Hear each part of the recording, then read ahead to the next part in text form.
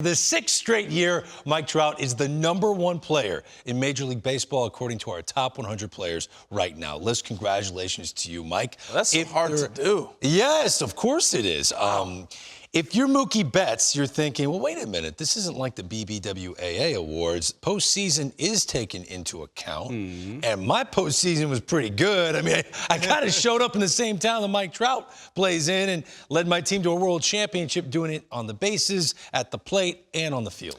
Yeah, I mean, I don't think Mookie's going to take slight at all of being behind Mike Trout. It kind of shows you how great Mike Trout is and the things that he can do. But I will say, moving forward, there's going to be a lot of young players, 8, 9, 10, 11, 12 years old, that are going to model their game, complete game, of Mookie Betts. Oh, no doubt about it. I mean, especially you look at the size.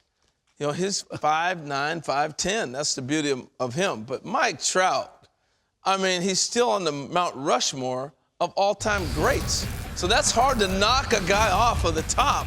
When he's on the all-time, I'm telling you, Willie Mays, Mickey Mantle, Ken Griffey Jr. When you play center field, you separate yourself from everybody else. That's why, yeah, he's on the Mount Rushmore of all-timers. You think about it. Let's talk about power. Willie Mays, you know, you got 660 home runs. Mickey Mantle, both sides of the plate, crazy power. Ken Griffey Jr., sorry, turned the hat backwards. And then Mike Trout. He matches all those guys in power.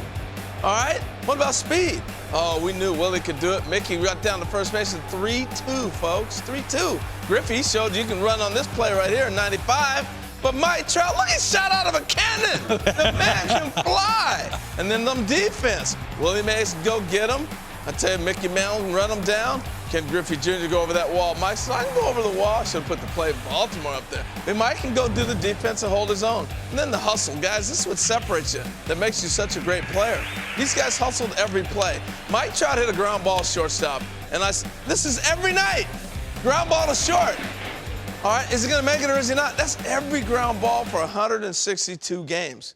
Now, don't get me wrong. Mookie gives you unbelievable effort as well. Yeah. But when you play center field, it's hard to knock the center fielder off just because. If Mookie was in center, which he could play, I think it takes a whole different argument. But for now, Mike Trout's on the Mount Rushmore of all time. The last time we saw a position player ranked #1 on this show, it was 2012. It was Matt Kemp.